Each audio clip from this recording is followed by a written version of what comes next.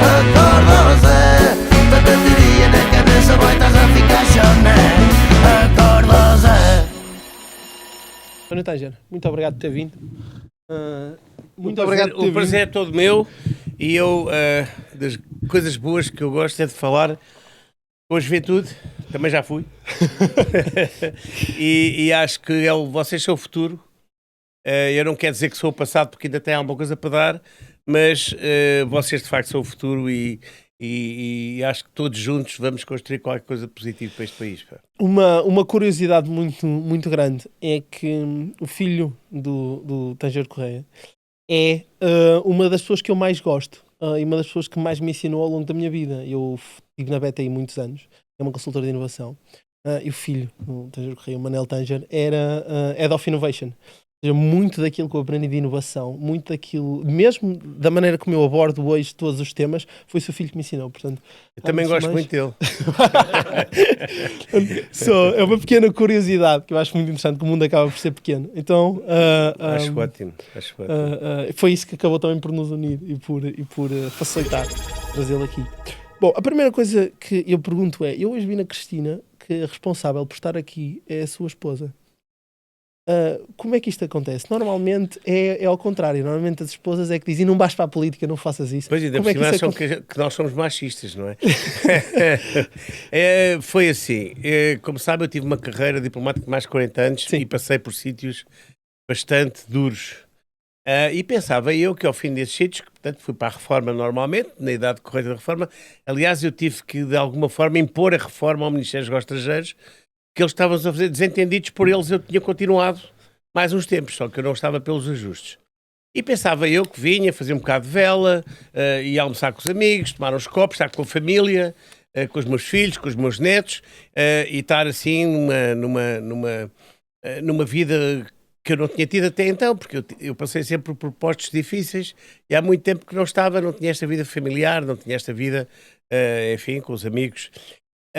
Isto não quando que eu vejo o estado em que está em Portugal, vejo que as coisas não são como eu pensava. Fiz vela, claro, arranjei um barco, comprei um barco, ganhei regatas, sem dúvida nenhuma, almocei com amigos, tomei copos com os amigos, mas faltava-me alguma coisa. E a minha mulher, entretanto, seguia política completamente e dizia, tem este André Ventura que é o máximo. O André Ventura é assim uma pessoa diferente do normal. E tu tens que tomar atenção nisto. Eu, tomei atenção. Ela, entretanto, filiou-se no Chega e quase que me obrigou a filiar. E, entretanto, eu fui falar com o André Ventura e o André Ventura convidou-me a ir para o partido e convidou-me a ir para a direção do partido. E até hoje. Senhor, sabe que eu não sou especialmente fã do André Ventura, já disse isso várias vezes. E quando eu digo não sou fã, é porque eu continuo a achar que o André Ventura é reativo. Em vez de ser mais proativo, ele reage muito às coisas e reage de uma forma muito inteligente. Ele é um excelente político, ele sabe o que é que está a fazer, a forma, ele escolhe as palavras muito inteligente, mas ele está a ver os seus debates, mas tem perfis muito diferentes. E uma das coisas que eu gostava de perguntar é quem é que é mais moderado? Tanger Correia ou André Ventura? É assim, eu acho é que nós temos uma maneira diferente de encarar as coisas. A substância não será muito diferente. A maneira de encarar essa substância e trazer cá para fora é que talvez seja diferente, aliás, porque cada um de nós tem um percurso de vida completamente diferente. E ele tem uma abordagem das coisas e das situações que é muito dele, e eu tenho uma abordagem que é uma abordagem caldeada por muitos anos de diplomacia. Portanto, nós da diplomacia não somos estrelas pop, não somos comentadores, não estamos na televisão, não estamos nos meios da comunicação social. Nós agimos um bocado por trás da cortina. Sim. E de repente, que foi este caso, não é? Desta candidatura, cai a cortina e temos em frente de nós uma bateria de câmaras e de microfones. E daí talvez a diferença, a percepção da diferença da maneira como nós encaramos. Agora a substância é exatamente a mesma. Agora saltando para o mundo, vamos começar pela situação na China, porque eu acho que é uma situação que a União Europeia tem que ter uma opinião, gostava de saber a sua opinião sobre isto. Vimos agora exercícios militares da China a envolver Taiwan e a mostrar inclusivamente com alguns vídeos que era possível tomar em conta Taiwan. Taiwan produz 70% dos semicondutores mundiais e é estratégico para o mundo todo. Caso haja uma guerra onde a China invada Taiwan e os Estados Unidos têm a participação, como é que a União Europeia deve reagir? Bom, o problema é que, em termos. Mas por partes. Eu estive na China, foi o meu primeiro posto. A China é claramente um país imperialista. Eu não tenho dúvidas nenhumas. E para a China é primordial a chamada reunificação. Aquela história de um país, dois sistemas, é uma história, uma treta. Sim. Que eles inventaram, que era, no fundo, havia três situações diferentes, que é a China propriamente dita, Sim. e depois havia Hong Kong, Macau e Taiwan. Formosa. Obviamente que quer Hong Kong, quer Macau, a China facilmente tomou conta desses territórios. A Taiwan é mais difícil, quer pela importância, como referiu o Internacional de Taiwan, Sim. quer pelas repercussões de uma ação armada. Ora bem, uma ação armada neste momento seria uma coisa perfeitamente desastrosa com ou sem a União Europeia. Portanto, esqueça a União Europeia neste momento. A China está neste momento com não muito boas relações com toda a sua vizinhança, que isso é muito importante, é um fator extremamente importante, Inclusive, com o Vietnã, com as Filipinas, com a Indonésia, com a Austrália. Portanto, toda a envolvente da China é uma envolvente que neste momento tem alguma hostilidade contra a China porque percebe o que a China quer fazer. Sim. Quanto à União Europeia, em termos bélicos, esqueça a União Europeia, porque a União Europeia não tem forças armadas. A União Europeia destruiu, os países da União Europeia destruíram as forças de defesa. A começar pela senhora van der Leyen, que enquanto Ministra da Defesa destruiu as forças armadas da Alemanha e agora quer criar um exército europeu. Quer dizer, tudo isto, só que criar uma indústria de defesa e criar exércitos nos países da União Europeia vai demorar tempo, muito tempo. Se é que os países estão pelos ajustes de o fazer. Indústrias de defesa, acredito que sim, até porque, feliz ou infelizmente, são indústrias rentáveis. sim, mas no caso de, vamos olhar para a situação geopolítica, no caso dos Estados Unidos terem que ajudar Taiwan e entrar numa e agora isto é futurismo, mas há uma probabilidade, a China já disse que até 2030 quer unificar. Se acontecer então os Estados Unidos entrar numa guerra com a China, os Estados Unidos têm capacidade para continuar a apoiar a Ucrânia? Se não têm essa capacidade, então como é que a Europa se defende?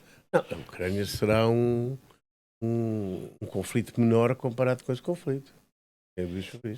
Mas caso nós não conseguirmos, se caso seja apenas a Europa a apoiar a Ucrânia, acredita que nós conseguimos segurar Não, nós não temos munições, os países estão vazios, não temos indústrias de defesa, portanto a Europa sozinha não tem capacidade para apoiar a Ucrânia neste momento, está fora de questão, eu estou farto de dizer isso. Quer dizer, quando dizem, vamos mandar tropas para a Ucrânia, vamos mandar quais tropas? Onde é que elas estão? Nós rapamos o tacho em Portugal para mandar uma companhia, uma força ao nível de companhia, sim, para a Roménia e outra força também de companhia para a República Centro-Africana. Quer dizer, e além dessas duas, nós praticamente não temos nada. Então qual é a solução para isso? O que é que a Europa deve fazer? Não, neste momento, a Europa tem que lentamente, e as pessoas dizem, não, que reativar as indústrias de defesa, reativar as forças armadas dos países europeus, que é belicista, estamos a preparar-nos para uma guerra. Não estamos. Nós estamos precisamente a fazer o contrário, que é prevenir uma guerra. Ou seja, se nós formos fortes, nós prevenimos a guerra. Se nós formos fracos, nós podemos ser vítimas de uma guerra. Portanto, eu acho, e sou da opinião, aliás, nós somos no Chega, que sim, que é preciso investir nas indústrias de defesa, ser mais fortes, quer a nível português, quer a nível europeu, e a nível de exército, reforçar, de facto, as competências das Forças Armadas Europeias, país por país. Nós, a nível de Chega, e eu pessoalmente, acho que não deve haver um exército europeu, deve haver como já houve a sim, nível NATO, as forças, uma interação entre os vários exércitos europeus, de forma a ter uma atividade, uma atitude concertada relativamente ao eventual conflito. Nós já tivemos, não sei se recorda, se calhar não, porque ainda é novo, mas nós, a certa altura, quando ainda no tempo da Guerra Fria, a nossa brigada mecanizada, que nessa altura era uma brigada a sério, tinha, em caso de conflito, a área de intervenção era nos Alpes italianos. O que também é assim um bocadinho estranho, porque nós não teremos tropas alpinas, mas pronto. Sim. Mas existia, era a área de intervenção da Brigada Mecanizada. Agora não temos nem Brigada Mecanizada, os Alpes continuam lá, e realmente se amanhã quisermos mandar alguém para os Alpes italianos, não temos. Nós, quando olhamos para esta situação toda na Europa, nós vemos então, os países não cumpriram os 2% da NATO, mas independentemente disso, agora tem que existir novas medidas. E medidas concretas. Especialmente cá, então se olharmos para Portugal, porque inclusivamente nós temos, quer dizer, os navios russos a passar cá e nós temos dificuldade não é? Nós temos que ver o que está a acontecer. Nós já compramos agora os F-35, né? E que vão demorar a ser entregues. Sim, bom, até 2030, de Claro. 5 mil milhões de euros, que é um excelente investimento, são caças de quinta geração, mas no entanto isso não chega, porque a nossa costa Não, nós temos, nós temos que reforçar o patrulhamento aéreo, que é com os P3 ou com o sucessor dos P3, portanto neste momento ainda não há nenhuma plataforma que seja um sucessor dos P3, mas pelo menos com os P3, e com navios. Foram agora encomendados 6 patrulhões aos talões de Vieira de Castelo. E uma espécie de porta-drones também. Esse porta-drones é um bocado invenção, porque aquilo que estava programado era um navio multiusos, quer para o transporte de tropas, quer de helicópteros, enfim. Isso não foi para a frente. Mas, de qualquer maneira, nós temos, e aí entramos noutro vetor, que é um vetor extremamente importante, que está interligado com este, que é nós temos uma das maiores zonas económicas exclusivas da Europa e uma das maiores plataformas continentais do mundo. Sim. E o que se faz? Vamos acompanhar os navios russos, mas os grandes pesqueiros, chamados navios fábricas, sejam japoneses, espanhóis, russos, o que quer que sejam, a gente vê-os passar nas nossas águas. E não temos capacidade para que isso não aconteça. Isso tem que acabar. Tem que acabar. Nós temos a Marinha, aliás foi ontem o dia da Marinha, ou anteontem, nós temos a Marinha mais antiga do mundo. É a portuguesa. É a mais antiga e talvez seja a menor marinha de um país marítimo do mundo. Nós, os navios que temos estão desatualizados, não têm dinheiro, não há dinheiro para os fazer, para os fazer funcionar, e estamos nesta pobreza franciscana porque nos falta uma política do mar. Portanto, estamos a passar agora neste momento a conversa para outro setor que me é muito caro e que acho que é absolutamente fundamental. Portugal não pode passar sem uma política consequente do mar. Não pode. Nós inclusivamente, se nós vimos a Polícia Marítima que está constantemente, não é, a ir atrás quer dizer, Portugal não deixa de ser uma porta de entrada de droga para a Europa. Claro, sim. Por as coisas como elas são. E nós precisamos de uma Polícia Marítima forte. E nós mas quando dividimos as competências pelo GNR, está a ver GNR no mar. O GNR está a fazer o quê no mar? Sim. Estamos a comprar navios de milhões para a GNR e para o mar, para os encalhar, para andar, porque não tem qualquer tradição, enquanto temos uma polícia marítima que tem tradição com a marinha. Porque, uma polícia marítima de qualidade. De qualidade e uma marinha de qualidade. Portanto, temos instrumentos, temos instituições de alta qualidade e que não estamos a utilizar e que não estamos a dotar essas polícias ou a marinha de equipamentos. Isso é dramático. Ainda outro dia, eu estava, isto é um pormenor, mas não deixa de ser importante. Estava num restaurante à beira-mar no Tejo e vejo passar um daqueles barcos de droga em alta velocidade. Nós não temos nenhum navio, nenhum meio naval que anda àquela velocidade para apanhar. Eu acho dramático. Nós, agora saltando para o Médio Oriente, que eu acho que é algo que toda a gente fala sobre isso. Nós vimos, né, nos anos 70, 60 ou 70, não me recordo, mas o abismo e o que o rei da Arábia Saudita fez, que matou-os a todos, e depois o abismo transformou-se em escolas contra o Ocidente, que mais tarde vieram-se a tornar o Estado Islâmico. Isto tudo começa por precisamente a agressividade do Ocidente com aquele povo, que fez com que aquele povo odiasse o Ocidente, e que passado 20, 30, 40 anos temos os radicais islâmicos que temos hoje. Hoje, neste momento, em Rafa, o que está a acontecer, o que Israel está a fazer à Palestina, não deixa de ser, apesar de toda a gente concordar de forma unânime que o Hamas tem que ser completamente destruído, eliminado do mapa, como é lógico, mas a verdade é que o povo palestiniano pode não entender as coisas dessa forma. Em que medida é que nós conseguimos ter uma solução de 2 Estados? proteger o povo palestiniano que é inocente, e tentar de alguma forma fazer com que esse povo não odeie aquilo que está a acontecer, porque Bom, o que os estudos mostram é que existe um ódio gigante com o Ocidente. existem aqui coisas diferentes daquilo que está a dizer. O wahhabismo que nasceu na Arábia Saudita Sim, e no Catar é uma coisa. O wahhabismo não foi a origem do terrorismo.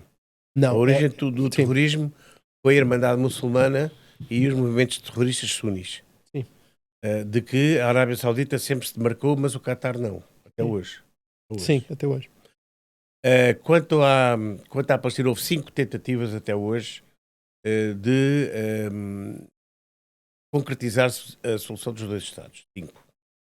Dessas 5, sempre foram os palestinianos que inviabilizaram a solução.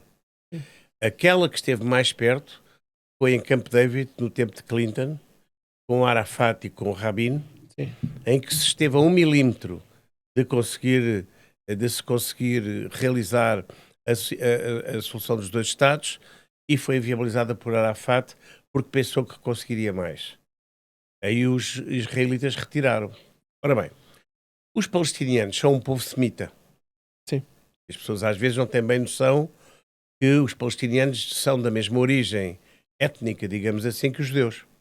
Veiamos da Mesopotâmia, entre Tigre e Eufrates, no antigo Iraque.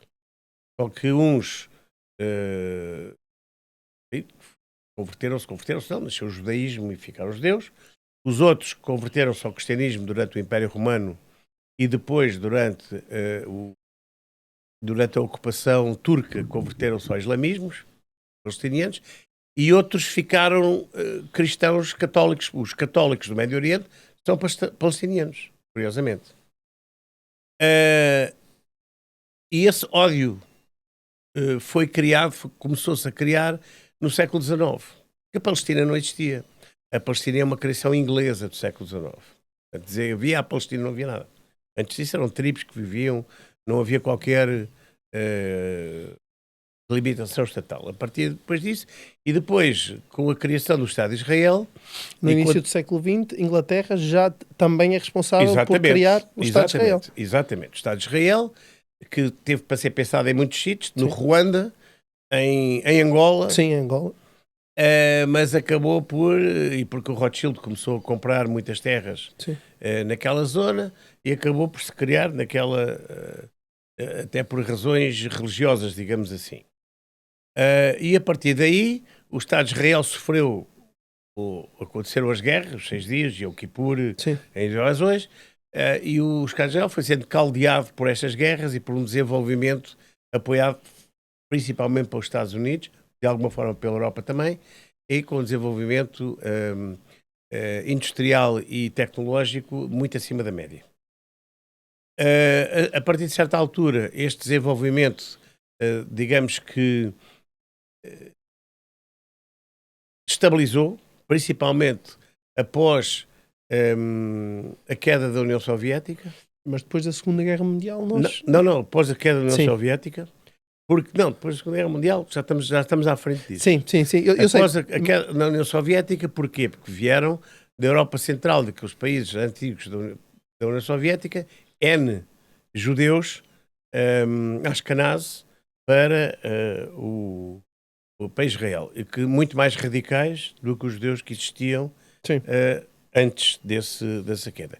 E posteriormente houve uma outra leva das chamadas tribos esquecidas em África, que os israelitas foram buscar nos países, na Eritreia, naqueles países limítrofes, na Somália, e foram buscar tribos, as chamadas tribos esquecidas, também trouxeram para Israel. O nível educacional de Israel, que no meu tempo de escola era muito acima do europeu, mas muito acima, foi caindo aos poucos face a este influxo de populações. E em que os ideais, isto é só para lhe dar um bocadinho daquilo, foi mais sobre Israel, portanto, um bocadinho daquilo que se passou em Israel. O que se passou em Israel foi que Israel, que tinha um altíssimo nível tecnológico, económico, cultural... E ainda tem, hoje em dia. Não é tão alto. Em Israel... Porque baixou o nível baixou o nível em termos gerais, a começar pelas escolas. e começou a saída dos cérebros. Eles dizem que não saem, que é mal, fica mal no Estado israelita sair, dizem que vão e vêm, mas nunca mais voltam. Vão para os Estados Unidos, vão para o Canadá, vão para a Austrália, vão para países anglófonos, onde se sentem com peixe na água, porque não só têm comunidades, como são Sim. fluentes em inglês, portanto, países anglófonos. E então, Israel começou de facto a ser assoberbado por todos os vizinhos e os palestinianos, a partir de certa altura, começaram-se a radicalizar. De alguma forma, na Cisjordânia, com a Fatah, que era o grande inimigo, sei lá, nos anos 70, princípio dos anos 80, deixou de ser o grande inimigo para passar a ser o Hamas na faixa de Gaza. Tanto que o Hamas expulsou a Fatah da faixa de Gaza, que nunca mais lá pôs os pés e que se odeiam. Sim, mas o Hamas é eleito na faixa de Gaza em 2004, depois do Arafat. 2006, depois do Arafat, sim. exatamente. E aí o Fatah desaparece O da Hamas faixa de toma Gaza. conta até hoje. Até hoje. E radicalizou completamente a faixa de Gaza. E, entretanto, quer europeus, quer outros países, nomeadamente países árabes, foram contribuindo financeiramente para os chamados palestinianos, quer na Cisjordânia, quer na faixa de Gaza. Enquanto que na Cisjordânia as coisas estavam mais ou menos sob controle, debaixo da autoridade palestiniana, que, enfim, com todos os problemas e os shortcomings que se tem, lá vai levando água ao seu moinho. Na faixa de Gaza, o controle desapareceu completamente, quer que seja, e passou exclusivamente ao Hamas, que, entretanto, fez um acordo com o Irão. Sim, mas não é curioso, tendo em conta que são xiitas e sunitas, históricamente... Quando chega à altura de profundos conflitos, não há diferença entre uns e outros. Okay. Não há diferença. Historicamente, eles os dois... Sim, mas na prática, quando Sim. chega, tanto que o Irão foi apoiar os sunitas da faixa de Gaza, como outros... Sendo eles xiitas, sim. Como outros movimentos terroristas, e enquanto certos sunitas, a Arábia Saudita, a certa altura, parou de apoiar movimentos terroristas. Parou completamente. O Qatar continua. Sendo sunitas, e o Qatar continua fundamentalmente a apoiar movimentos terroristas através da Irmandade Muçulmana, cuja sede está no Qatar. Esteve no Egito, com a queda de Morsi saiu para o Qatar e para a Turquia, e neste momento a Turquia, o Erdogan, percebeu que era pior do que melhor tê-los em casa, expulsou-os e estão todos neste momento no Qatar, quer a Irmandade Muçulmana, quer os líderes do Hamas, como sabe. Estão a 100 km, a 100 metros da nossa embaixada. E que posição é que a União Europeia deve tomar, especialmente Portugal, não é? Em relação a esta solução de 2 Estados? Quando é que nós... Não, nós somos a favor. Quer Portugal, quer o Chega, nós somos a favor da solução de 2 Estados. Agora, como é que vamos fazer? Para já, neste momento, é uma infantilidade reconhecer o Estado palestiniano. Porque vai reconhecer um Estado em guerra. Um Estado que não tem fronteiras, não sabe quais são as fronteiras. Um Estado que não tem continuidade territorial. Um Estado que ninguém sabe quem governa. Então vamos reconhecer a autoridade palestiniana. Então a faixa de Gaza que é governada pelo Hamas não é Estado palestiniano? Odeiam-se eles entre eles. Odeiam-se tanto entre eles como odeiam os israelitas. Ambos. Mas então, condições devem existir para nós chegarmos a esse ponto? A paz. Mas como é que chegamos a essa paz? E há aqui um elemento que é muito importante, que as pessoas, ninguém fala nisso, são os quase 3 milhões de palestinianos que vivem na Jordânia. Sim. E ao reconhecer o Estado palestiniano, nós estamos a abrir a porta para uma cisão e para haver problemas no Estado da Jordânia, que já de si é um Estado extremamente débil, mas que é fundamental para a paz no Médio Oriente. Portanto, as pessoas não estão a contar com isso, de hoje para amanhã os palestinianos podem ter, como já tiveram, no passado, uma revolta onde foram mortos 20 mil pelo predecessor deste rei. Nós, então, que caminho é esse que temos que atingir para a paz? E que papel é que a União Europeia deve ter nesse caminho para a paz? Porque essa é a questão. Não, o problema da União Europeia para a paz, neste momento, o que eu acho que, a meu ver, erradamente, é o reconhecimento do Estado palestiniano. O que nós continuamos a fazer a nível da União Europeia é apoiar, do ponto de vista médico, como fomos nós que construímos a maior parte dos hospitais da faixa de Gaza. Construímos hospitais, Sim. estádios, infraestruturas. A União Europeia, ao longo dos anos, construiu a mesma coisa. É continuar a mandar alimentos, a mandar medicinas, a apoiar, porque, do ponto de vista militar, nós somos zero. E se é que nós podemos, de alguma forma, combater É assim, a situação atual. a França não é propriamente zero, não é? Em termos Não, temos ao militares. estrangeiro e pouco mais. Nem, na Inglaterra também agora pôs navios no Estreito para controlar o Iémen, Claro. por aí fora. A União Europeia ainda consegue ter alguma presença fora das suas fronteiras. Sim, mas meter a União Europeia na faixa de Gaza Não, isso acho não. muito complicado. Sim, mas a minha questão era que posição é que a União Europeia deve tomar eventualmente, porque o Estado de Israel está neste momento, e já foi assumido por muitos países, inclusivamente a Casa Branca cada vez mais começa a ir de pezinhos de lá a falar deste assunto, porque morrer tantas, nós não podemos simplesmente deixar que morram tantas mulheres e crianças e olhar para o lado. Pois, como é que nós podemos evitar isso, pergunto eu. Temos que colocar pressão, talvez, sobre... Sim, mas sobre- tem-se colocado muita pressão. Tem-se colocado muita pressão, sem dúvida nenhuma. Possíveis sanções para Israel é uma solução? Bem, da Europa seriam relativamente inócuas. O único país que realmente pode fazer indenizações a Israel é os Estados Unidos. Agora, olhando para um assunto que é um hot topic que toda a gente fala e toda a gente vai querer, nós aqui acho que é onde temos opiniões mais diferentes, que é sobre a imigração. Portugal precisa de 11 milhões de pessoas para trabalhar, para funcionar. Okay? Um país precisa de 12 milhões de pessoas. É um absoluto que a imigração é necessária. Acho que acho que todos os partidos partilham essa opinião. Precisamos de imigração altamente qualificada, porque não é, temos os nossos jovens a sair, mas também precisamos de uma imigração não tão qualificada, porque o Estado tem que continuar a existir. Qual é a solução? Nós agora tivemos várias medidas, sabemos que muito a favor dos acordos de Schengen, por aí fora, e que isso teoricamente chegaria, mas a verdade é, existe um problema de imigração em Portugal, porque existem são quantos? 40 mil? Por 400 mil. 400 mil, 400 por mil, regularizar. Sim, 400 mil por regularizar. De que maneira... Nós já temos neste momento 1 milhão e 200 mil. 1 milhão e 200 mil. Sim. Okay. De que maneira... O que é 10%. Certo, A caminhar para os certo. 15%. Certo, mas a minha questão é, de que maneira é que nós devemos regularizar estas pessoas? Porque nós vimos o que aconteceu nos anos 70 e 80 em França, com a imigração, que foram mal inseridos na sociedade. Ao princípio. Sim, mas ainda hoje em dia nós temos quedas nos arredores de Paris porque foram mandadas para lá as comunidades, não houve qualquer processo de inserção social. Não, mas as nossas comunidades são bem inseridas em França. Não, mas não estou a falar da comunidade portuguesa, estou a falar da comunidade da região africana que foi para lá. Nós temos que encarar as coisas de frente.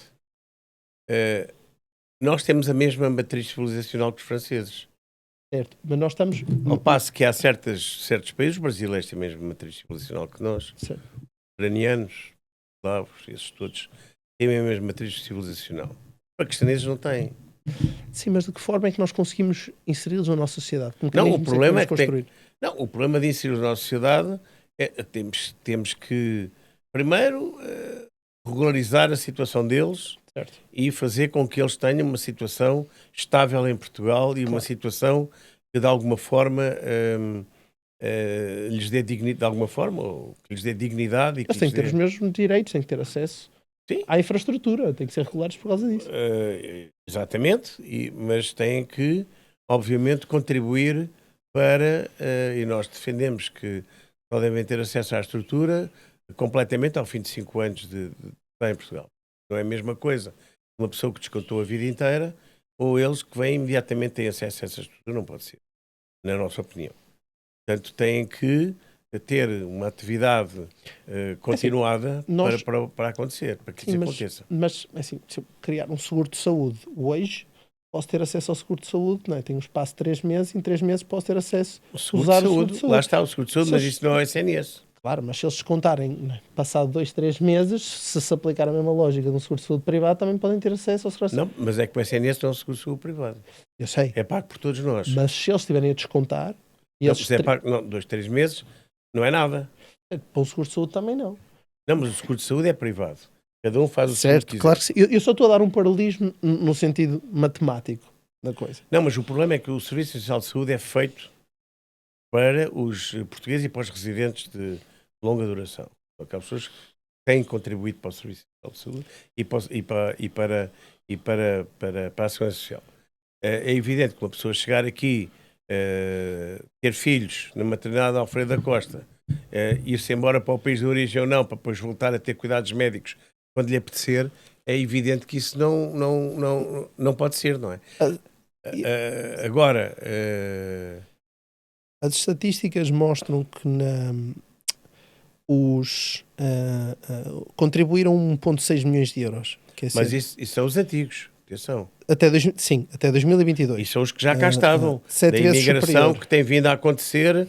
Repare, essa imigração inclui, sejamos claros acerca disto, a imigração inclui os brasileiros todos que chegaram ao longo dos anos, Sim. inclui os ucranianos todos que chegaram ao longo dos anos, romenos, os moldavos, esses todos que têm vindo a chegar. Eu, por exemplo, tenho uma senhora que está com a minha casa há 25 anos. Sim, mas e se os números saírem agora no próximo relatório de 2024, onde continuaram a cobrar, a dar mais do que aquilo que descontam? Não é algo positivo? Sim, mas tem que, porque neste momento não é o que se passa. Tem que, porque quando se fala, é um argumento um bocado falacioso, dizer, os imigrantes deram sim senhora, com certeza, os que cá estão há uma série de tempo. Estes novos não deram nada. Mas então como é que nós regulamos estes novos? Não, temos que isto é um processo que leva tempo. Mas não estamos no caminho certo? Não, porque destruímos o CEF. O governo socialista destruiu o Isso CEF. concordamos. Aliás, Sim, faz basta. isso, o governo socialista faz sempre assim. O consulado em Frankfurt, por hipótese, não é o caso, mas numa cidade alemã qualquer, não funciona bem. Fecha-se. Não é assim. Não funciona bem, pôs-se a funcionar bem. O que é facto é que hoje em dia os portugueses no mundo não têm acesso ao serviço consular de maneira fácil, a não ser aqueles que vivem perto em grandes cidades, não têm que perder dias de trabalho para ir ao consulado. E às secções consulares das embaixadas. Nós diminuímos brutalmente a nossa rede de apoio aos portugueses. O que é errado, porque um consulado bem gerido, ao preço que os atos consulares estão, que são caros, mas o nosso preço é igual, basicamente, ao preço dos outros países da União Europeia. Mas ao preço que eles estão e que querem passaportes, querem restar os filhos, querem restar casamentos, querem fazer isso tudo, o consulado torna-se numa unidade que dá lucro. Sim. Que paga aos funcionários e que acaba por dar lucro para o Estado. Para o FRI, as receitas vão para o FRI. O FRI é Fundo de Relações Internacionais, que é um saco azul do Ministério dos Negócios Estrangeiros. Se é assim que devia ser ou não, podemos conversar. Não sei se será assim, se não. Agora, o que é facto é que um consulado bem gerido, ou uma secção consular bem gerida, é rentável. E nós acabamos com eles. E privamos os portugueses dos serviços a que têm direito. Repara, um português, para não ir mais longe, um sítio que conhece, Miami. Sim. Algum português seja em Miami. Está ali, alguém escreveu um comentário que é: para mim, como imigrante, é mais fácil ir a Portugal renovar o CC do que ir a um consulado. Sem dúvida. É verdade? Não, é Nós verdade. temos muitos imigrantes nos nossos chats. É verdade. Há muitos imigrantes que nos chegam. Inteiramente verdade. Inteiramente verdade. Por exemplo, quem vive em Miami, temos uma forte comunidade portuguesa em Miami. Não temos consulado em Miami. Sabe onde é que tem que ir para fazer um ato consular qualquer, passaporte, registro, não sei o quê? É Washington. Ok, Washington. Não é normal. Sim. Quer dizer, fechámos aos Osnabrück, na Alemanha, fechámos N postos. Porquê? Porque achavam que aquele posto está à despesa. À despesa porque não souberam esses postos pô-los a dar dinheiro. É tão simples quanto isso, porque esses postos são rentáveis. Então Tem que alguém no Ministério dos Negócios Estrangeiros, um ministro, um governo, fazer um estudo que não é difícil de fazer, portanto não é daqueles estudos que requer 45 comissões para fazer. É um estudo que eu digo-lhe que se faz numa semana, faz um estudo e dizer, é preciso reabrir aqui, por aqui, as despesas são X, X e Y. As receitas, tendo em vista o número de portugueses residentes na zona, São estas e estas e estas. E nós aumentamos brutalmente a nossa rede consular. Nós, para o tamanho que temos uma rede diplomática consular mínima. Quando antigamente tínhamos uma boa rede consular e diplomática. Mas isso, olhando para a imigração cá em Portugal, isso resolve o problema? Como assim? Desculpe. Em relação... Não, isso é... Agora estamos a falar de portugueses Eu sei, estrangeiros. português, exato. Mas o que eu estou a falar é... Agora saltando para o tema cá, porque eu acho que isto é um tema que acaba por Não, para Portugal, muito acabamos com o importante. CEF. Criamos uma nova instituição. Agora esta nova lei cria outra nova instituição. E vamos com funcionários que não estão treinados. Sim. Com funcionários que não sabem o que é que vão fazer. Anteontem, ou há 3 dias atrás, ou 4, 100 funcionários da AIMA pediram para sair. Pediram admissão, porque não aguentam. Portanto, menos 100. Nós, a certa altura, nem funcionários temos para funcionar. Então, qual é a solução? Enquanto isto não tiver Não, resolvido... é ser sério nisto. Para já temos que estancar. Temos que estancar a entrada em Portugal de mais migrantes enquanto nós não resolvemos o problema dos Todos os imigrantes ou só alguns? Não, todos. Todos. Como imigrantes. Não é fechar as fronteiras, como alguns dizem. Vai fechar as fronteiras. Não é fechar as fronteiras. É cumprir Schengen. Schengen tem 3 espécies de vistos. É o visto de turismo, visto de trabalho e visto de residência. Esqueçam os vistos de residência, que é complicado. Visto de trabalho. Tem que ter um contrato de trabalho. Contrato de trabalho, exatamente. Sim. E tem que ter condições dignas para viver em Portugal. Sempre foi assim. Agora, de repente, é que isso deixou de existir. Chegam ao aeroporto de Lisboa, dizem, vou à procura de trabalho. Toma lá um VVTL, visto de validade territorial limitada. E é uma exceção a Schengen e que só devia ser utilizado em casos de exceção. Mas nós não. Nós abrimos aquilo à força toda. E depois tinha os vistos de turismo, que nós sabemos... Sim, que... mas por outro lado, se nós não tínhamos feito isso, nós não tínhamos pessoas para continuar a trabalhar. Porque esse tínhamos antes e agora não temos. Por causa da natalidade estar baixo. Nós temos 4 milhões de pessoas. Mas desculpa, mas há 4 anos não tínhamos gente para trabalhar. Mas tivemos um aumento gigantesco de reformados. Nós temos 4 milhões de reformados. Mas em 4 anos? Mas nós não tínhamos. Não, há 4 anos. Sim, há 4 anos. Há 4 anos tínhamos, mas já tínhamos uma grande fonte de imigração. Agora, o que nós temos, e se for, e nós temos passado, fomos ao Alentejo, fomos ao Norte, fomos não sei o quê, e vemos uma data de gente que não está a fazer nada. Vem para cá e não está a fazer nada.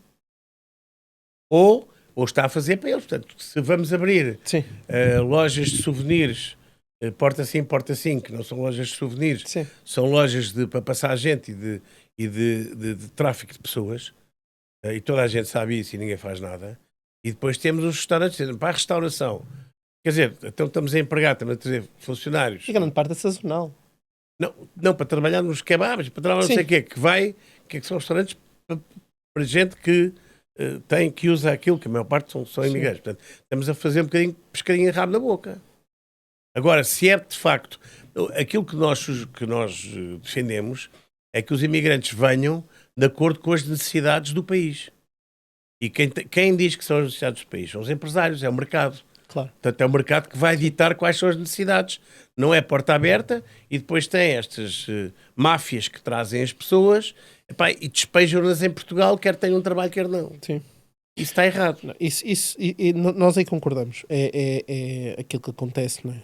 10 pessoas numa casa, por aí fora. Isso 20, acontece. 10, 20, isso 30. é completamente inadmissível. Isso não é, isso, nem sequer são qualidades dignas. Algo que eu tenho dito constantemente é que eu sou a favor da imigração. Eu tenho, quer dizer, um bom sócio brasileiro. Nós na nossa empresa empregamos muita gente. Quer dizer, temos agora um rapaz que fomos buscar este mês, acho que o Tanger sabe quem é, que também está ali, o seu filho, eu já o identifiquei no chat.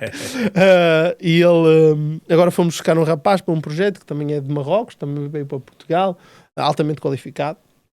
A minha empresa é uma software house, portanto, a maior parte são programadores por aí fora. E o que eu noto é que parece que é fácil ter nacionalidade portuguesa, mas não é. O meu sócio está cá há 8 anos e ainda não conseguiu. Não, mas ouça, tenho um caso ainda pior que esse.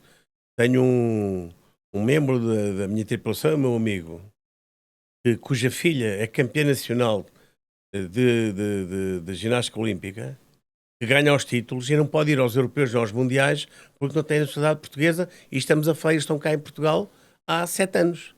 Sim. E não conseguem resolver o problema deles.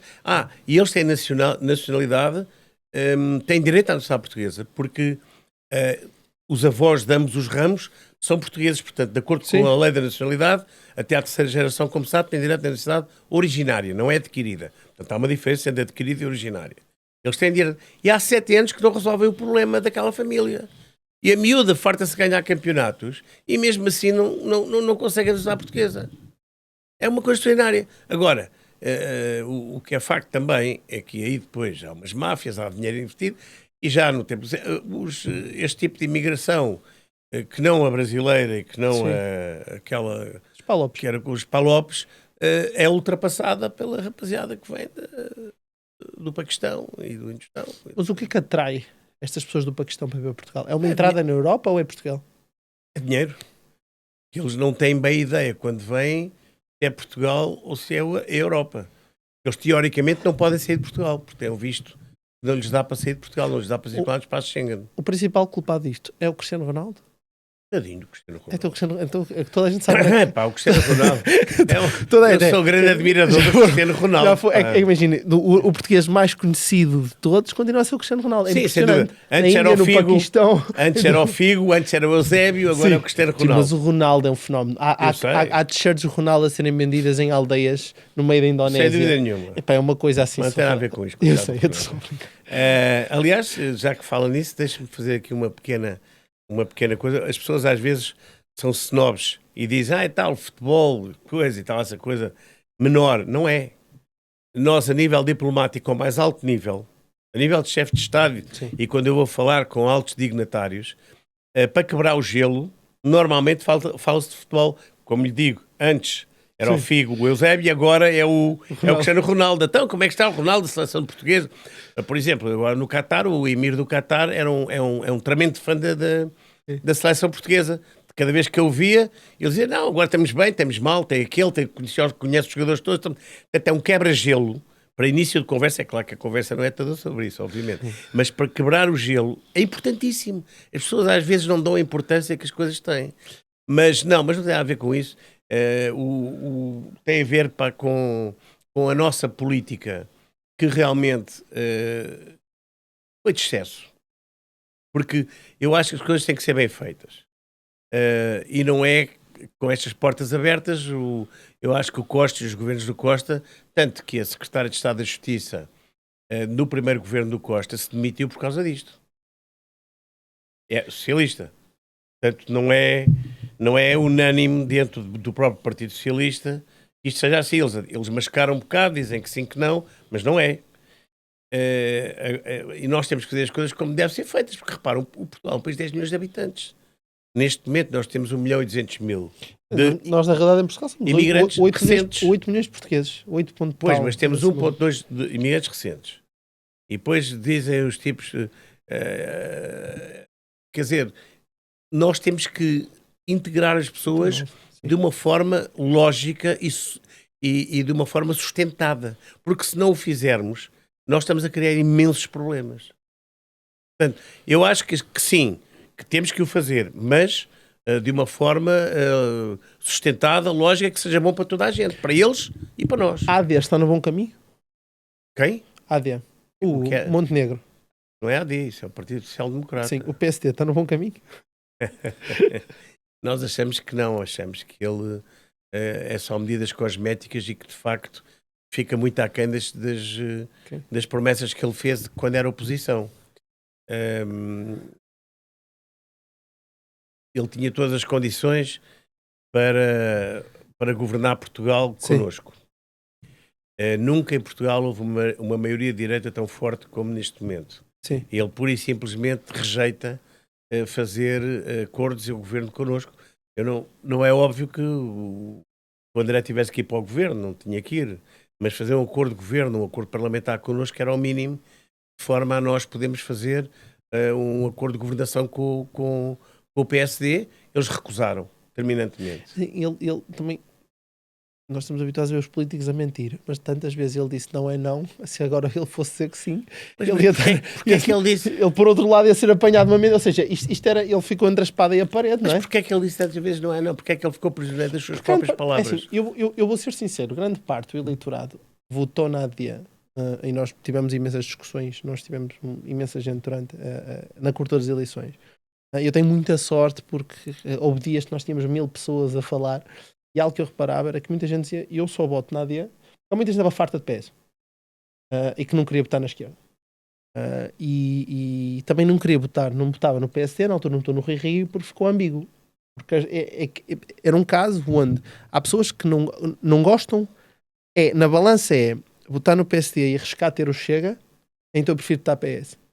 Era isto que eles punham na balança, os jovens. Os jovens e grande parte Mas das o que é pessoas. facto é que PSD mais Chega tem a maioria absoluta. Certo. Mas na altura muitas pessoas acabaram por tender para a AD porque viram o Montenegro a dizer não é não. Então disseram, ok, então vou dar uma volta aqui porque tenho a certeza que o governo provavelmente muda, mas ninguém estava à espera do crescimento do Chega, não é? Sim, mas eles ficaram isto. Ficaram. É isto. Agora, é evidente, não é não, mas pronto, as coisas são como são.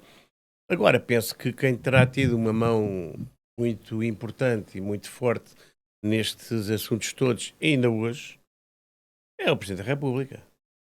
Excedem muito as competências que tem e quer ser ele a governar Portugal, de facto. E eu acho que Montenegro é um bocado refém do próprio Presidente. O Montenegro queria eleições, o Presidente das eleições, agora tens as eleições, ganhaste por isto, mas ganhaste, agora quem manda sou eu. É o que se está a passar. Portanto, que o Presidente é que está a querer fazer a agenda política. Eu acho isso inaceitável. Eu vou aproveitar para interromper um bocadinho aqui, relacionado também com essa situação da maioria que estava a falar. Em relação à Europa, é expectável um grande crescimento da direita novamente nestas eleições, com os partidos como o SR e o ID também a ganharem um elan muito grande e eu vejo sempre a perguntar às pessoas da esquerda e até do centro o porquê deste crescimento tão grande desta ala mais direita do Parlamento mas eu acho que há falta de perguntarem a vocês, que vão integrar também este crescimento da ala direita, porque é que acha que está a acontecer, porque é que acha que esta força, este crescimento tão grande está a acontecer ao fim de tantos anos? Não, quer dizer, este oscila, porque já houve uma altura em que foi a direita, depois voltou mais para o centro e para a esquerda e agora volta para a direita. Eu acho é que as pessoas estão desiludidas com o rumo que as coisas têm tomado na Europa, nomeadamente com o socialismo. Acho que as políticas socialistas da Europa não deram resultado. As políticas socialistas da Europa trouxeram corrupção, não foi só em Portugal. Portugal nem sequer é um país onde há corrupção, mas não é o país onde há mais corrupção. Embora nós saibamos que existe corrupção em Portugal.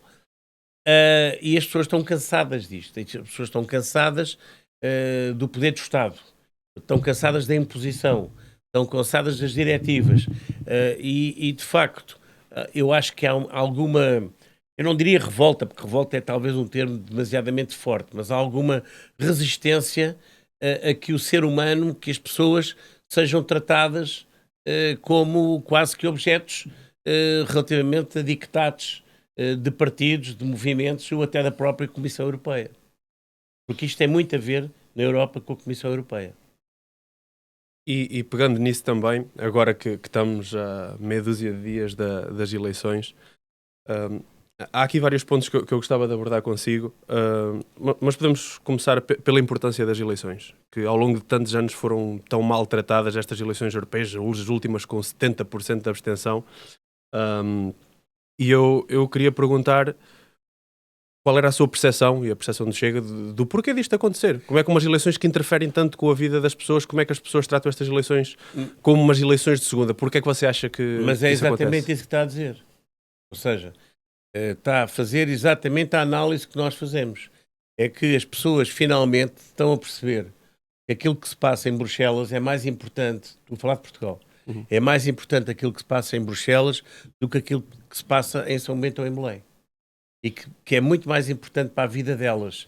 Aquilo que vem de fora, 80% da legislação é transposição de normas comunitárias, as pessoas não sabem disso. O meu telemóvel é USB, o novo iPhone é USB por causa das medidas da União Europeia.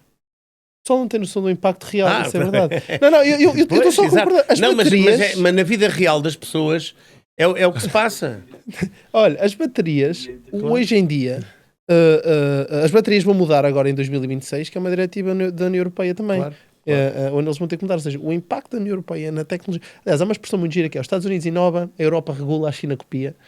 Nós gostamos dessa expressão. Essa é engraçada. Nós gostamos dessa expressão. É. E a verdade é que quando se diz que a Europa regula, é precisamente aí. Por Mas isso sem é que é dúvida tão nenhuma. importante. E eu acho que, para responder à sua pergunta, mas também já a tinha respondido por si próprio, é que de facto as pessoas estão a perceber que a Europa é importante e que estas eleições são extremamente importantes para a sua própria vida, para o seu país.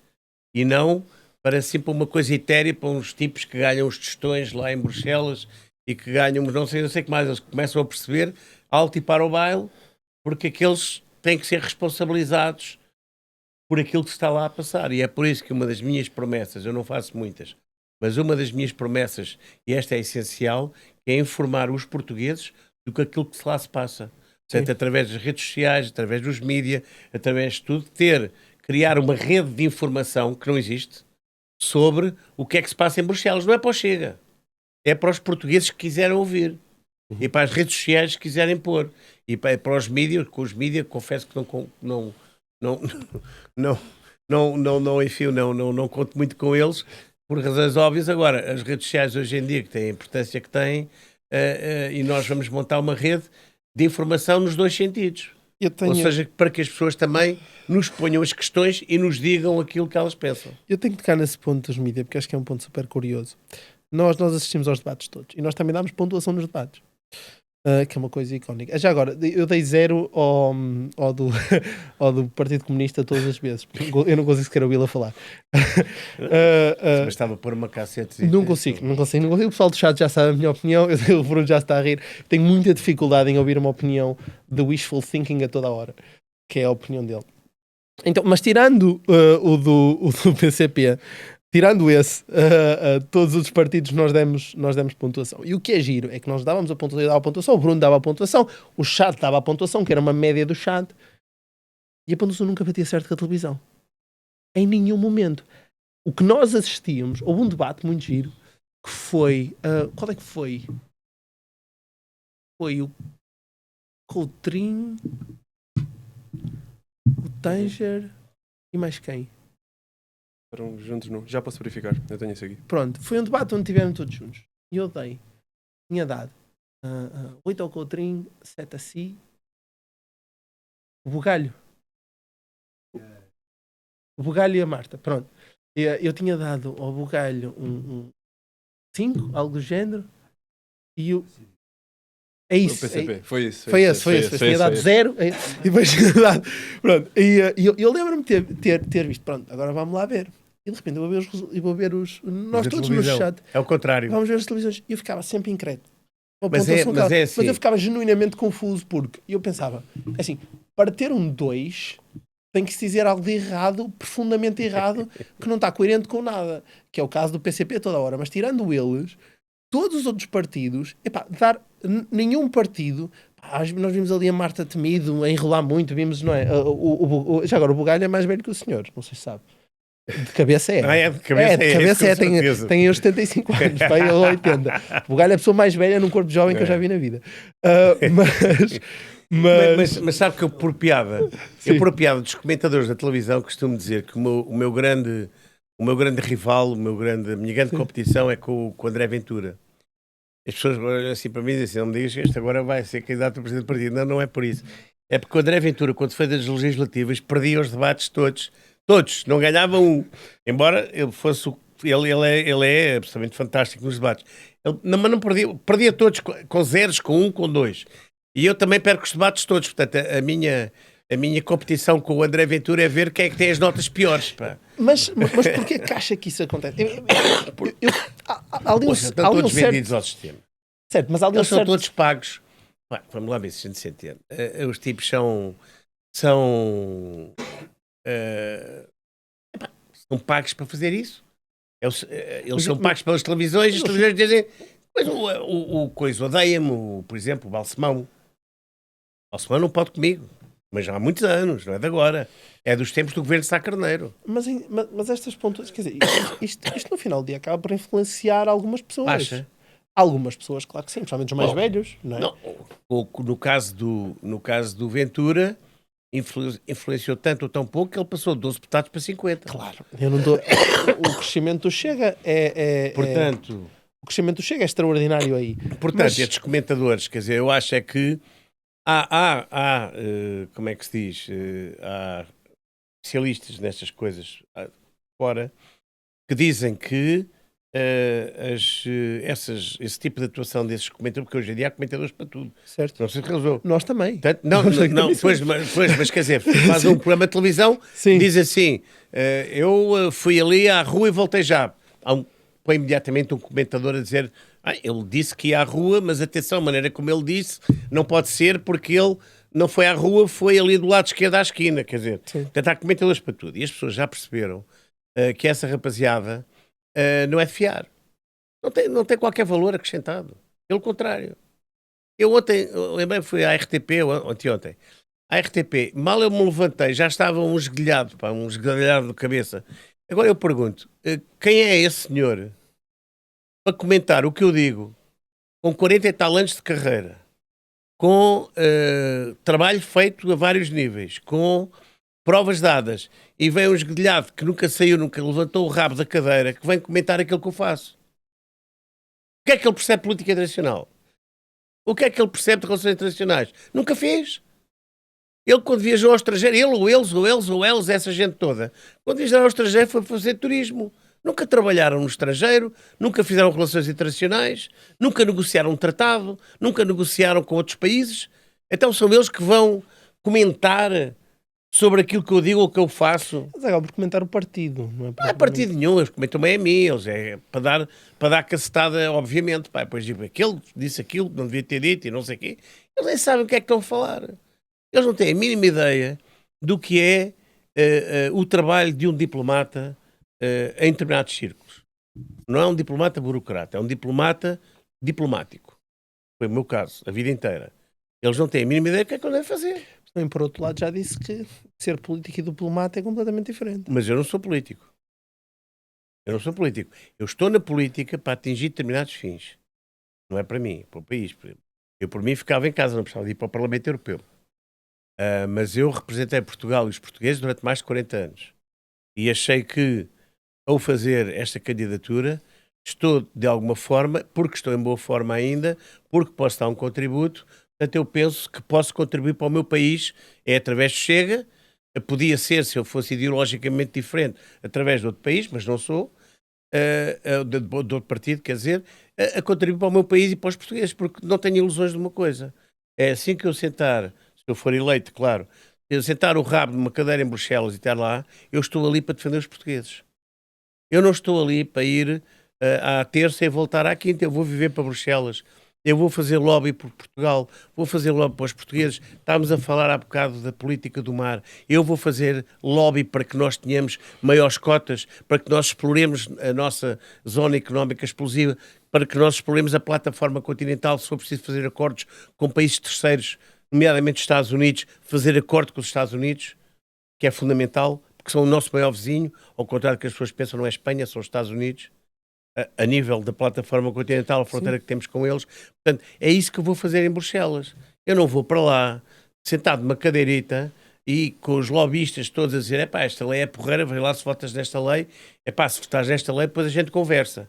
É isto que se passa. Comigo não pega. Eu se calhar vou pegar nisso, porque é algo que lhe é reconhecido e é um dos pontos positivos que tem apontado à sua candidatura, é essa experiência de 40 anos e às vezes acho que é deixado um bocado para trás e acho que tem relevo. Outra coisa que você também diz muitas vezes e que ainda agora há um bocadinho referiu também, que estava habituado a trabalhar atrás da cortina e agora aparece-lhe este mediatismo todo à frente. António Tangero Correia, o que é que ele pode trazer, o que é que esta experiência de 40 anos pode trazer agora? Sei que você acabou de dizer que não era político, mas como um eurodeputado, o que é que esta experiência de mais de 40 anos de relações internacionais lhe pode trazer? Pode trazer tudo. A maneira de falar com as pessoas, o que falar, como falar, o que negociar. Eu sei exatamente o que é negociável e o que é que não é. Até onde é que eu posso ir, até onde é que eu não posso.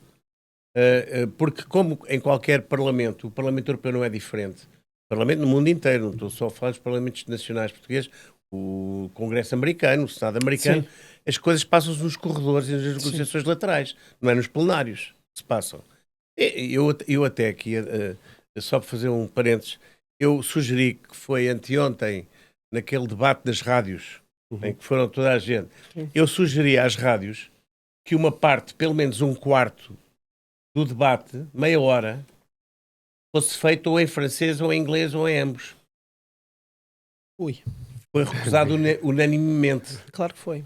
porque ninguém fala nem inglês, nem francês, nem nada. Inglês que ainda fala. Qualquer coisinha, mas não fala o suficiente para negociar num corredor. Porque as nuances da língua são muito importantes. Epá, Os deputados que vão para lá não falam inglês? Tradutores. não, porque tem tradução simultânea, tradução quer nas simultânea. comissões, quer no plenário. Tens centenas de tradutores a trabalhar no Claro. Parlamento Europeu para essa tradução. E os acontecer. papéis podem ser feitos em português. Sim. Portanto, o papel do euro, no nosso caso, certo? Portanto, eu faço uma proposta de lei. Isto realmente, na política, a competição é muito mais. Quer dizer, nós nas empresas fazemos tudo em inglês por default, falamos inglês, Claro. estamos habituados a fazer tudo em inglês. E, quer dizer, realmente a Estou de política acordo consigo. está muito longe do privado ainda. Muito longe. Muito longe ainda se queixam. Quer dizer, se eu quiser fazer tudo em português, os papéis, portanto, propostas para o Parlamento, para a Comissão, memorandos, memos, não sei o quê, etc., eu posso fazer tudo em português. Está a perceber? Posso fazer tudo em Sim, português. Eu não preciso fazer em inglês. Ora, mas, por exemplo, já no Conselho, eu fui membro do...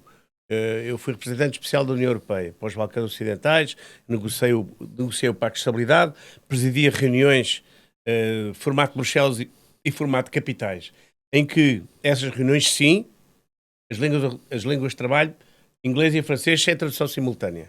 Ali, de todos os países representados, só se falava o inglês ou o francês. E não havia cá tradutores simultâneos. Portanto, profissionais, diplomatas profissionais, tinham que saber fluentemente ou inglês ou francês. Caso contrário, estavam ali a fazer figura do corpo presente. Nós... Zé, vamos entrar aqui na parte final, que o tempo está a acabar. Sim.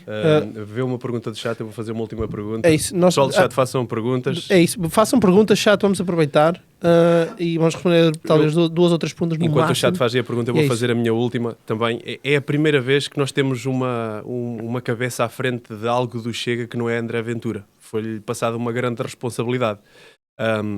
Nós sabemos que continua a ser a cara, o André Chega, está sempre associado ao André, mas porquê é que acha que foi o escolhido? Foram estes 40 anos de diplomacia, que qualidades é que acha que o André viu em si? Eu acho que o André quis escolher alguém dentro do partido, por definição de princípio. E eu acho que dentro do partido, e eu concordo com ele, que era a pessoa mais qualificada, basicamente. E não é que, para mim, de alguma forma, é um esforço, não é? Eu já não sou jovem, sou um bocado mais novo que o Bugalho, mas não sou... É verdade, isto é Mas verdade. não sou jovem. Isto é verdade. Mas também não me custa nada, com toda a franqueza, não me custa nada ir vir para Bruxelas. E em vez de estar sentado em casa ou a fazer determinado tipo de atividades e tal, ou estar em Bruxelas a trabalhar, eu francamente prefiro estar em Bruxelas a trabalhar. E neste papel, como é que se está a sentir agora que então está à frente das câmaras e não está atrás da cortina? Essa é a pior Como é que tem parte. sido? Essa é a pior parte. Que é a parte mais fácil para mim é seguir a 9 de junho. Ou seja, é quando eu encarar o trabalho. Isso para mim é a parte fácil, que é aquilo que eu estou habituado.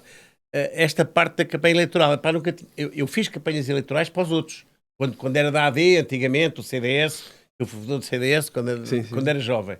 Fazia campanhas eleitorais, mas era para os outros, nunca fui candidato. Agora foi a primeira vez que eu fui candidato a qualquer coisa. A qualquer coisa. E realmente é completamente diferente.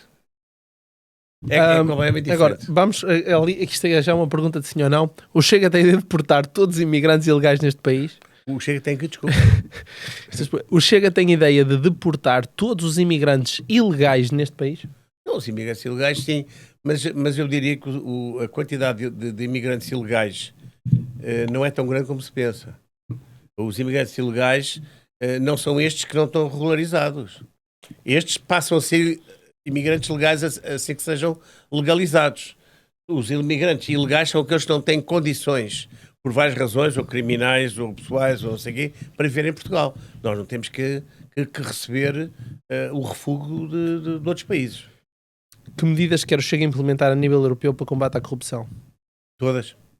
Ou seja, o combate à corrupção a nível europeu, quer a nível legislativo, quer a nível de informativo, quer a nível de pressionar e de denunciar casos de corrupção, nós tudo faremos para baixar os níveis de corrupção na União Europeia. Ok. Como conseguirá a Europa manter-se competitiva? Que setores de atividades devem ser o foco? Vai ser uma pergunta muito complicada. Isso era mais para o Coutinho do que para mim, se é que ele conseguia responder. Agora eu acho que nós temos aqui um problema de fundo, se me permite. Sim. Que é, nós estamos a competir com economias, nomeadamente economias onde não são respeitadas nem as mesmas leis de trabalho que nós temos, nem o mesmo respeito pelos direitos humanos que nós temos, nem os mesmos salários que nós temos a nível europeu. Ou seja, quando estamos a importar bens da China, nós estamos a importar bens produzidos por trabalhadores que não têm as mesmas condições de trabalho que os europeus. Ou seja, nós estamos à partida em desvantagem. Portanto, a partir daí a coisa complica-se. Agora, o grande problema nasceu na deslocalização das empresas europeias, há uns anos atrás, quando as grandes empresas europeias deslocalizaram para países com mão de obra mais barata para diminuir o preço do produto e, como preço que acabaram por pagar, foi passar a tecnologia para esses países. Okay. Agora, uma última pergunta, chat, se vocês quiserem. Temos ali, gosto da honestidade do Tanger, normalmente um político assume sempre que consegue, sabe falar de qualquer tópico.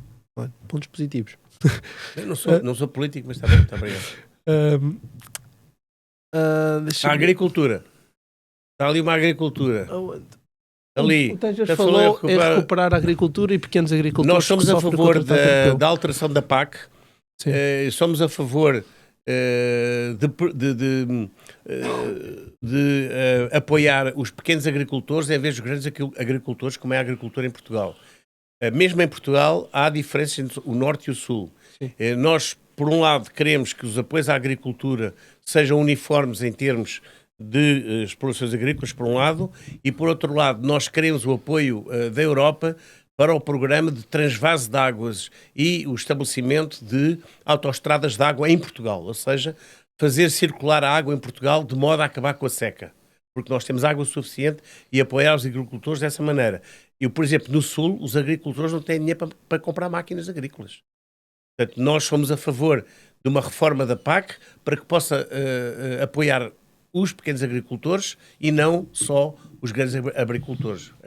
Peço desculpa. Agora, uma última pergunta minha. Sem falar nas pescas, que é outro capítulo, para mim é essencial para Portugal. Mas diga. Vocês também está com fome. Eu vou agora terminar.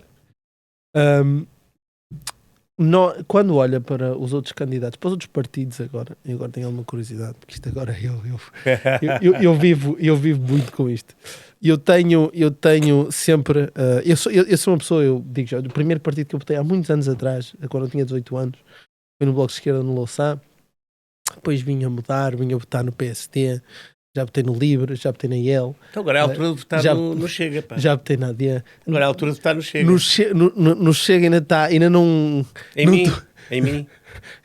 Eu não vou dizer o meu voto publicamente, porque eu já da última vez, nas últimas eleições, eu disse o meu voto publicamente e toda a gente me atirou isso à cara. Portanto, eu vou dizer em quem eu votei depois das eleições.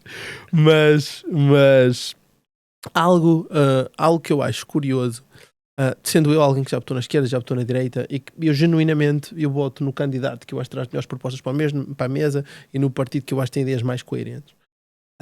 Quando olho para os outros partidos, não acha que todos os candidatos à Europa, talvez com a exceção do Coutinho e da sua experiência, que falta experiência efetiva? Completamente. Mas completamente. E talvez a Catarina Martins. Catarina Martins também tem. A Catarina Martins não tem experiência porque a experiência dela é uma experiência de raiva e de ódio. Isso não leva a lado nenhum. Sim, mas estamos a falar que tem 12 anos de parlamento, líder partidária, partidária, experiência política. Parlamento local. Ponha num corredor de Bruxelas a negociar, a ver o que é que ela negocia. Fica com aqueles olhos assim esbugalhados a olhar, e se apanhar um holandês de 1,90 de altura, ela fica assim a olhar para o holandês. Por amor de Deus, pá. O que tem do ponto de vista económico é bom, indubitavelmente. A meu ver, falta-lhe um bocado de humildade, pá, e falta-lhe um bocado de capacidade de negociação a nível internacional. De resto, é um bom candidato. Tive de ter. O Coutrinho é efetivamente um bom candidato.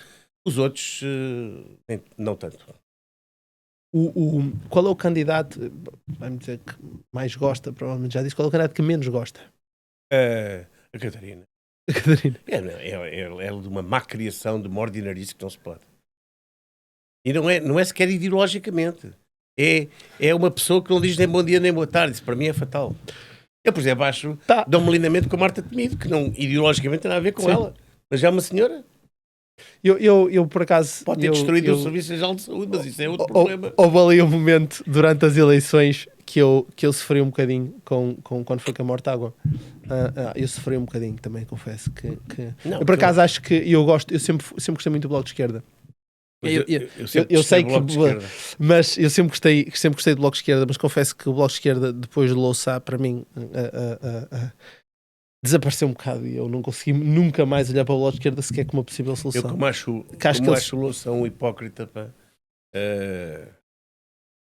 Mas pronto, com isto, vamos terminar agora para esta Câmara 30 segundos. Porque é que toda a gente que nos está a ver deve votar em si e nos chega para as europeias? Para aquela Câmara, para esta Câmara. Ora, muito bem. É verdade que eu não sou jovem, é verdade que eu não estou na força da vida, é também verdade que tenho alguma experiência, mas aquilo que vos digo é o seguinte: a minha experiência é trabalhar em prol de Portugal e dos portugueses. Foi sempre assim e será sempre assim, foi assim que eu fui educado e é assim que eu vou morrer. Eu apenas quero que estes próximos 5 anos estejam a trabalhar em prol de Portugal e dos portugueses. É para isso que eu vou para Bruxelas e é por isso que devem votar em mim. Porque vocês são portugueses e vivem em Portugal, ou mesmo que vivam no estrangeiro, são portugueses. E eu também. Portanto, é por isso que devem votar em mim. Esqueçam tudo o resto. Porque eu vou para Bruxelas a pensar em Portugal. Muito obrigado. Isto vai dar um excelente Reels. Muito obrigado por ter vindo. Nada, foi um prazer. Pá, não foi... Espetacular. Peço desculpa Não, super tranquilo. E com isto terminamos